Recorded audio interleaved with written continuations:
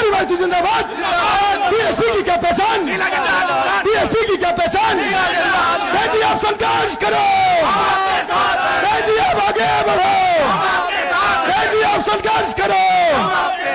बहन कुमारी भारती जिंदाबाद, बहन कुमारी भारती जिंदाबाद, बहन कुमारी भारती जिंदाबाद, बहन कुमारी भारती जिंदाबाद। बीएसपी की क्या पहचान, नीला झंडा हाथी, बीएसपी की क्या पहचान। नीला झंडा हाथी निशान। हमारे बीच में बहुजन समाज पार्टी की राष्ट्रीय अध्यक्ष, देश के सबसे बड़े प्रदेश उत्तर प्रदेश की 4 बार मुख्यमंत्री रही, हम सबकी नेता,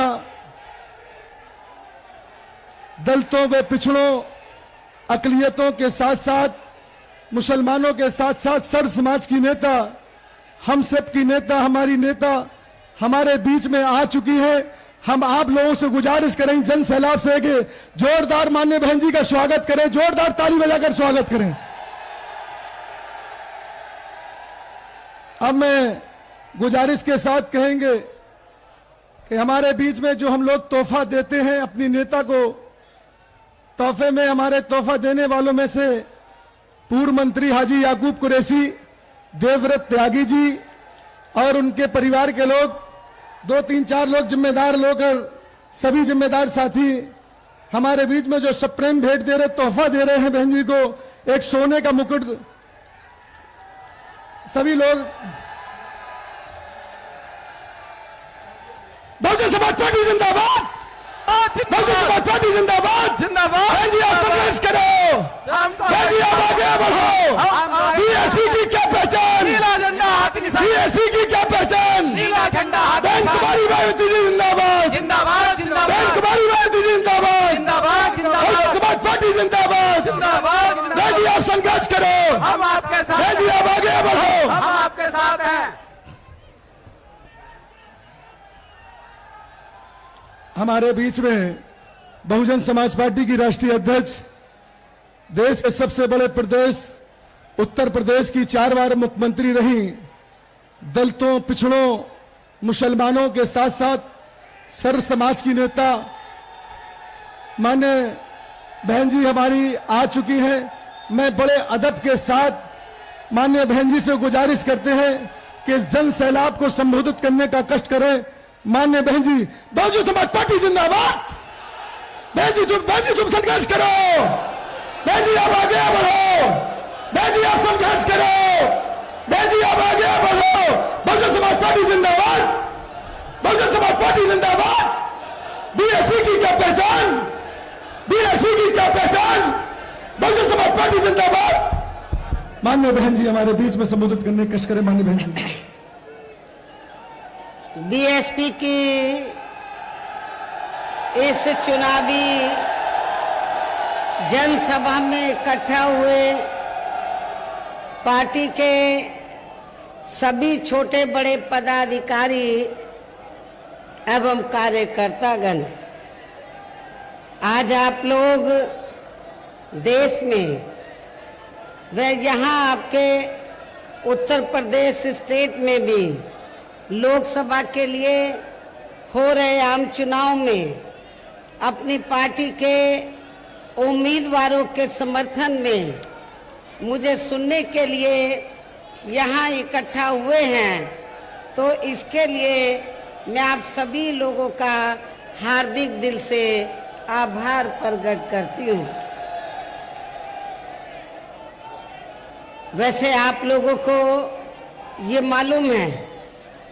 कि हमारी पार्टी कांग्रेस, बीजेपी व अन्य किसी भी विरोधी पार्टी तथा गठबंधन आदि के साथ मिलकर नहीं, बल्कि अकेले ही अपनी पार्टी के बलबूते पर पूरी तैयारी व दमदारी के साथ ये चुनाव लड़ रही है। इसके साथ ही हमने टिकट बंटवारे के मामले में भी सर्व समाज के लोगों को उचित भागीदारी दी है। और इस मामले में वैसे आप लोगों को ये मालूम है कि आपकी जो मेरठ लोकसभा की सीट है, वैसे तो यहाँ सर्व समाज के लोग रहते हैं। मुस्लिम आबादी भी काफी ज्यादा है और अपर कास्ट समाज में से जो त्यागी ब्राह्मण समाज है उनकी भी आबादी बहुत ज्यादा है। हमने पूर्व में यहाँ इस सीट पर तो कई बार मुस्लिम समाज को हमने चुनाव के मैदान में उतारा है। लोकसभा के लिए हमने मुस्लिम समाज के व्यक्ति को चुनाव के मैदान में उतारा है, लेकिन इस बार त्यागी ब्राह्मण समाज के लोगों की ये दिली तमन्ना थी कि बहुजन समाज पार्टी इस बार किसी त्यागी या ब्राह्मण समाज के व्यक्ति को मौका दे, चुनाव लड़ने का मौका दे। तो मेरठ जो लोकसभा की सीट है, इस सीट पर हमने त्यागी ब्राह्मण समाज की भावनाओं को ध्यान में रखकर, साथ ही इनकी आबादी को भी ध्यान में रखकर हमने इस बार इस सीट पर बहुजन समाज पार्टी की ओर से श्री देवव्रत त्यागी को चुनाव के मैदान में उतारा है, जिनको कामयाब बनाने के लिए अपनी पार्टी के लोग पूरे जी जान से लगे हैं। हालांकि आज यहाँ आपकी इकट्ठा हुई अपार भीड़, वह भीड़ के जबरदस्त जोश को भी देखकर अब मुझे भी एक काफी हद तक भरोसा हो गया है कि पिछली बार की तरह इस बार भी आप लोग अपने प्रदेश से यह लोकसभा आम चुनाव में अपनी पार्टी का बेहतर रिजल्ट जरूर लाएंगे। और इसके लिए अब मैं आप लोगों का ध्यान कुछ जरूरी बातों की तरफ दिलाना चाहती हूँ और इस संबंध में विशेषकर मैं कांग्रेस, बीजेपी व इनके अन्य सभी सहयोगी दलों के बारे में ये कहना चाहूंगी कि आजादी के बाद शुरू में केंद्र व देश के काफी राज्यों में भी ज्यादातर सत्ता यहाँ कांग्रेस पार्टी के हाथों में केंद्रित रही है, किंतु इनके अधिकांश मामलों में रही गलत नीतियों एवं गलत कार्य प्रणाली आदि की वजह से ही फिर इस पार्टी को केंद्र व काफी राज्यों की भी सत्ता से बाहर होना पड़ा है तथा यही स्थिति इनकी सहयोगी पार्टियों की भी बनी रही है, जिसके कारण ही फिर पिछले कई वर्षों से यहाँ बीजेपी व इनके सहयोगी दल केंद्र एवं काफी राज्यों की भी सत्ता में काबिज हो गए हैं, लेकिन इनकी भी ज्यादातर रही जातिवादी, पूंजीवादी, संकीर्ण, सांप्रदायिक व द्वेषपूर्ण नीतियों एवं कार्य प्रणाली आदि से तथा इनकी कथनी व करनी में भी काफी अंतर होने की वजह से अब ऐसा लगता है इस बार ये भारतीय जनता पार्टी भी केंद्र की सत्ता में आसानी से वापस आने वाली नहीं है, बशर्ते यदि ये चुनाव इस बार फ्री एंड फेयर होता है तथा आम चर्चा के मुताबिक वोटिंग मशीनों में भी कोई गड़बड़ी आदि नहीं की जाती है। और वैसे भी इस बार चुनाव में इनकी कोई भी पुरानी एवं नई चल रही नाटकबाजी, जुमलेबाजी व गारंटी आदि काम में आने वाली नहीं है, क्योंकि अब देश की जनता काफी हद तक इस बात को समझ चुकी है कि इनकी पार्टी ने अब तक देश के विशेषकर गरीबों, कमजोर तबकों, मध्यम वर्गीय एवं अन्य मेहनतकश लोगों को जो इन्हें अच्छे दिन दिखाने के असंख्य प्रलोभन भरे वायदे किए हैं तथा अनेकों हवाई व कागजी गारंटी आदि भी दी है, तो उनका जमीनी हकीकत में अभी तक इन्होंने लगभग 1/4 हिस्सा भी कार्य पूरा नहीं किया है, बल्कि इसके स्थान पर इनका ज्यादातर समय व ताकत भी यहाँ इनके अपने चहेते रहे बड़े बड़े पूंजीपतियों एवं धन्ना सेठों को ही ज्यादा से ज्यादा माला माल व धनवान आदि बनाने में तथा उन्हें हर स्तर पर छूट देने व बचाने में ही लगी रही है, जिनके अधिकांश आर्थिक सहयोग से ही ये पार्टी व अन्य पार्टियां भी अपना संगठन चलाती हैं तथा चुनाव आदि भी लड़ाती हैं, जिसका काफी कुछ खुलासा बॉन्ड की आई रिपोर्ट से भी हो जाता है। इसके साथ ही अब ऐसा लगता है कांग्रेस पार्टी की तरह ही बीजेपी ने भी केंद्र की तमाम सरकारी जांच एजेंसियों का लगातार ज्यादातर राजनीतिकरण ही कर दिया है। इसके अलावा देश के किसान वर्ग भी वर्तमान बीजेपी की सरकार में शुरू से ही अपनी विभिन्न समस्याओं को लेकर काफी ज्यादा दुखी व परेशान रहे हैं और अभी भी हैं, जबकि यूपी में 4 बार हमारी पार्टी की रही सरकार ने इनके हितों का भी हर स्तर पर विशेष ध्यान रखा है। हमने अपनी चारों हुकूमतों में किसानों को खेती करने के लिए समय से सस्ते साधन हमने उपलब्ध कराए हैं। इसके साथ ही इनकी हर फसल का उचित दाम भी हमारी सरकार ने दिया है। और आपके पश्चिमी यूपी में गन्ना काफी पैदा होता है। गन्ना किसानों को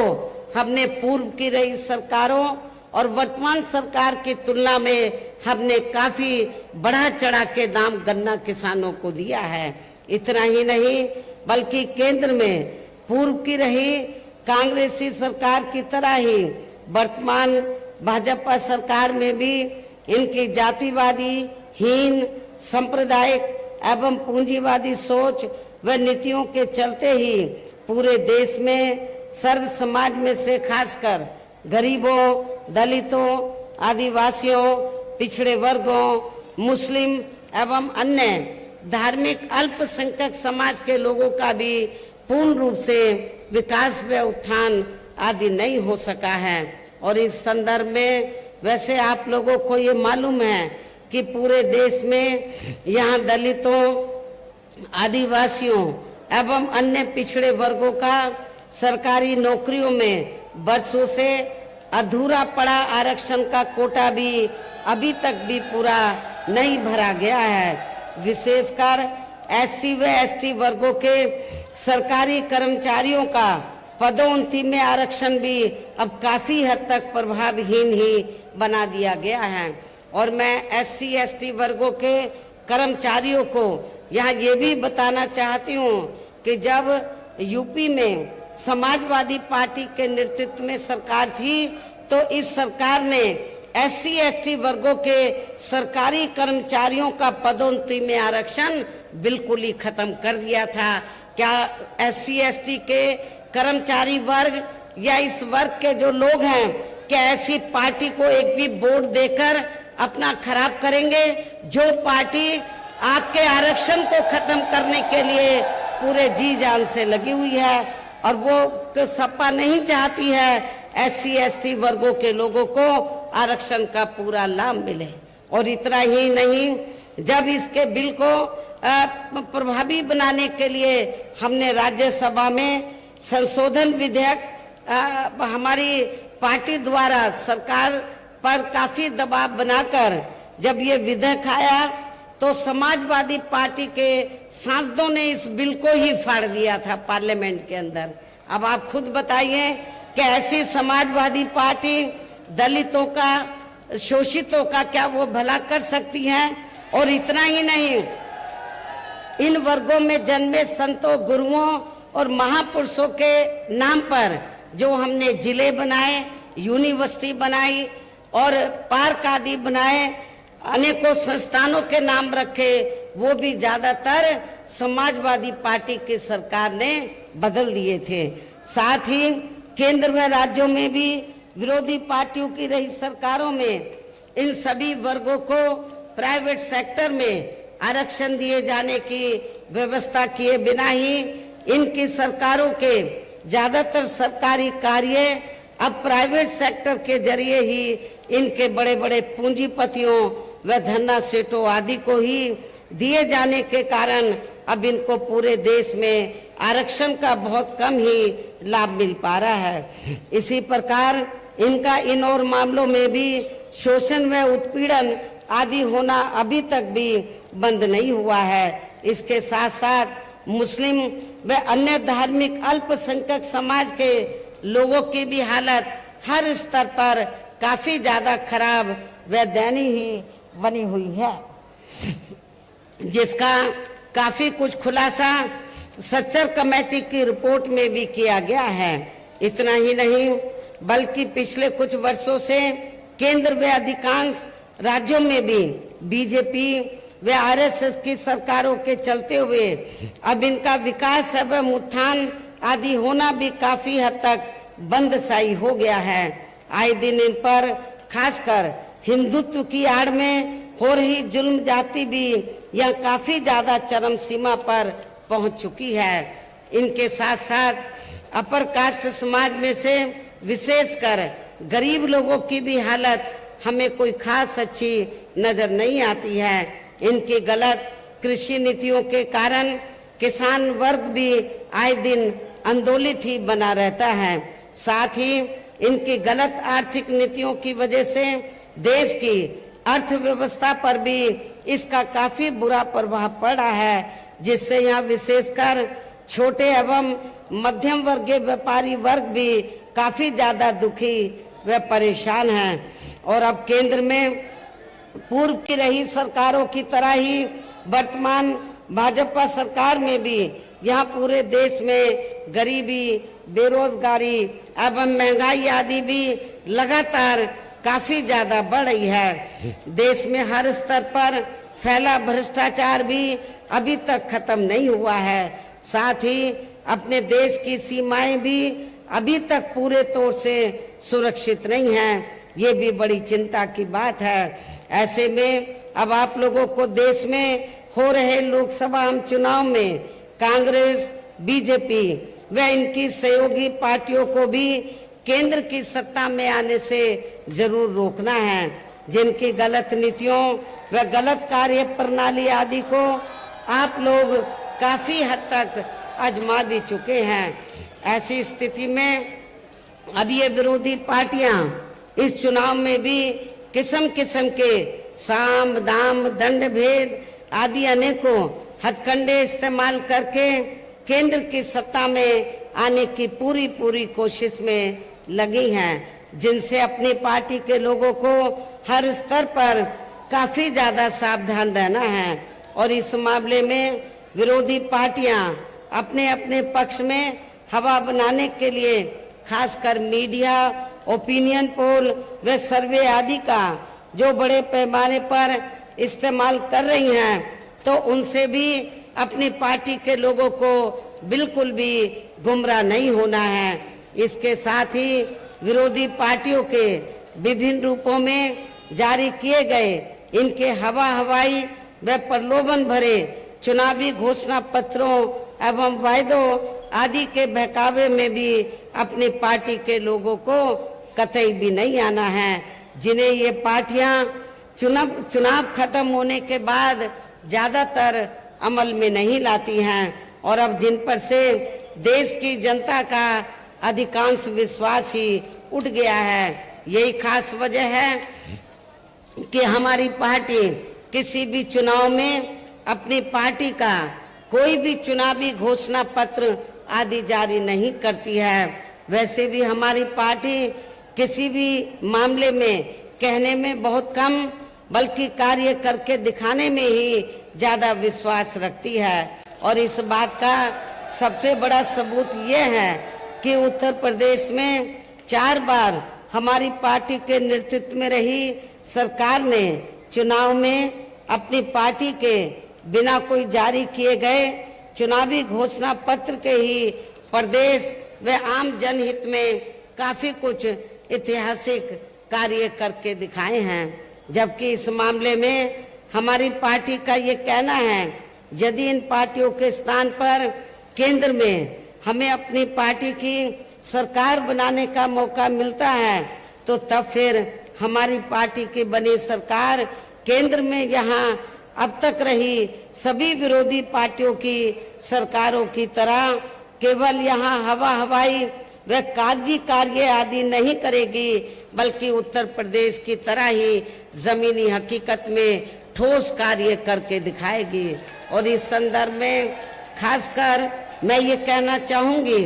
केंद्र द्वारा देश में पिछले कुछ समय से अति गरीब परिवारों को अस्थायी तौर पर फ्री में जो थोड़ी सी खाद्य सामग्री दी जा रही है, तो उससे इनका स्थायी तौर पर भला होने वाला नहीं है। और वैसे भी इनकी ये जटिल समस्या देश में हर हाथ को काम देने से ही केवल दूर हो सकती है, जिसकी तरफ हमारी पार्टी की बनी सरकार विशेष ध्यान देगी। साथ ही देश में पिछले काफी वर्षों से आए दिन बढ़ रही गरीबी, बेरोजगारी व महंगाई आदि से भी जनता बहुत ज्यादा दुखी व परेशान है, जिसे भी आर्थिक नीतियों में तब्दीली करके फिर जरूर दूर किया जाएगा। हिंदुत्व की भी आड़ में, धर्म की भी आड़ में पिछले कुछ वर्षों से खासकर मुस्लिम समाज के लोगों का द्वेष की भावना से जो इनका काफी ज्यादा शोषण व उत्पीड़न आदि किया जा रहा है, तो उसे भी फिर जरूर रोका जाएगा। और ये सब हमने अपनी यूपी की रही सरकार में करके भी दिखाया है। इसके अलावा हमने यूपी में सर्व समाज में से गरीब एवं बेरोजगार लोगों को बेरोजगारी भत्ता आदि न देकर उन्हें बड़ी तादाद में रोटी रोजी के साधन भी उपलब्ध कराए हैं, जो अब ये कार्य भी अधिकांश ठंडे ही पड़े हैं, जिनको फिर सरकार बनने पर प्राथमिकता दी जाएगी। कहने का तात्पर्य ये है कि देश में इस समय हो रहे लोकसभा आम चुनाव में विरोधी पार्टियों के जारी किए गए उनके हवाई व प्रलोभन भरे चुनावी घोषणा पत्रों आदि के बहकावे में अब यह खासकर देश के अति गरीबों, मजदूरों, बेरोजगारों एवं अन्य मेहनतकश लोगों को बिल्कुल भी नहीं आना है। और अब इन्हें ऐसी सभी विरोधी पार्टियों को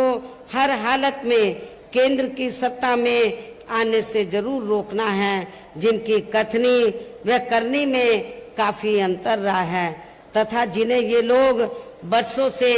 काफी आजमा भी चुके हैं। ऐसे में अब मेरा यही कहना है कि आप लोगों को अपने खुद के व अपने प्रदेश एवं देश के भी हित में अपने वोटों को यहाँ कांग्रेस, बीजेपी व अन्य विरोधी पार्टियों को न देकर केवल यहाँ अपनी एकमात्र हितैषी पार्टी बहुजन समाज पार्टी को ही देना है, जो ये पार्टी उत्तर प्रदेश की तरह ही केंद्र में भी अपनी पार्टी की सरकार बनने पर फिर पूरे देश में यहाँ अपनी पार्टी की सर्वजन हिताय व सर्वजन सुखाय की नीतियों पर आधारित ही सरकार चलाएगी। इसके साथ साथ केंद्र से जुड़ी आपके क्षेत्र की जो भी यहाँ स्थानीय समस्याएं होंगी, तो उन्हें भी फिर दूर करने का हर संभव पूरा प्रयास किया जाएगा। और इस मामले में आप लोगों को ये मालूम है कि आप लोगों की लंबे अरसे से ये मांग रही है कि इलाहाबाद जो हाई कोर्ट की जो बेंच है, तो वो आपके मेरठ में भी बननी चाहिए। लेकिन जिस प्रकार लखनऊ में बेंच बनी है, उसी तर्ज पर आपके मेरठ में भी बेंच बननी चाहिए। लेकिन केंद्र की सरकार इस ओर ध्यान नहीं दे रही है। जब हमारी पार्टी केंद्र की सत्ता में आ जाएगी तो इस मामले में सकारात्मक कदम उठाएगी। इसके अलावा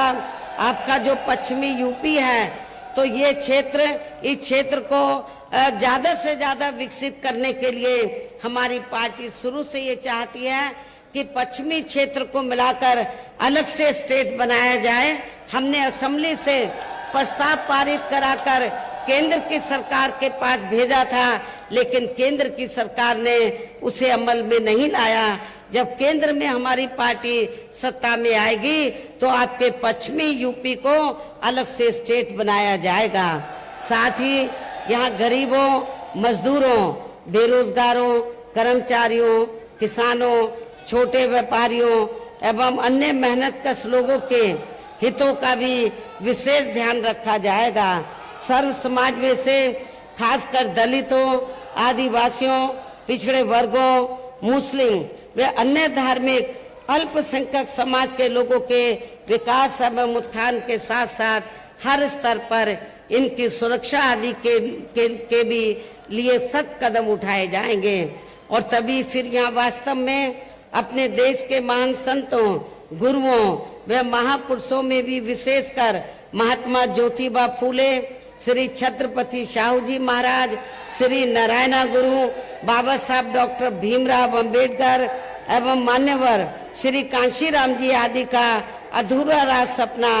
जरूर साकार हो सकता है, जिनको यूपी में हमारी पार्टी की रही सरकार द्वारा हर स्तर पर पूरा आदर सम्मान दिया गया है। इन्हीं खास बातों के साथ ही अब मेरा देश व आपके स्टेट के भी हित में, आपके क्षेत्र के भी हित में यही कहना है कि हमारी पार्टी ने यहाँ आपकी मेरठ लोकसभा की सीट से जिनको चुनाव के मैदान में उतारा है, जो यहाँ आपके सामने मंच पर भी मौजूद हैं, तो उन्हें आपको जरूर कामयाब बनाना है, जिसके लिए यहाँ पार्टी के सभी स्तर के छोटे बड़े पदाधिकारी एवं कार्यकर्तागण आदि पूरे जी जान से लगे हैं। और अब अंत में मेरा यही कहना है कि आप लोगों को वोट पड़ने वाले दिन यहाँ बीएसपी के अपने मेरठ के लोकसभा प्रत्याशी को अपनी पार्टी के हाथी चुनाव चिन्ह के सामने वाले बटन को दबाकर इनको जरूर कामयाब बनाना है, इनको जरूर जिताकर पार्लियामेंट में भेजना है। इस पुरजोर खास अपील के साथ ही अब मैं अपनी बात यही समाप्त करती हूँ। जय भीम, जय भारत। बहुजन समाज पार्टी जिंदाबाद, बहुजन समाज पार्टी जिंदाबाद। बीएसपी की क्या पहचान, बीएसपी की क्या पहचान, आप संघर्ष करो।